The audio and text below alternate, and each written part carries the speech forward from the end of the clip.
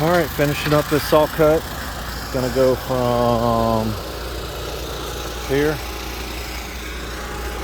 all the way down.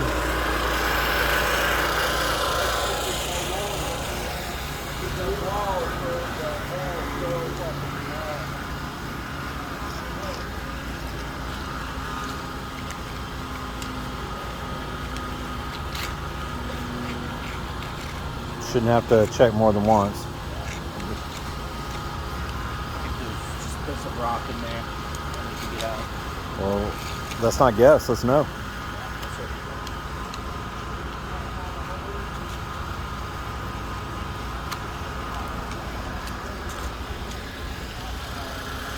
All right, we're just double checking the saw cut and make sure everything's good to go. Now we're gonna pressure wash, clean it out.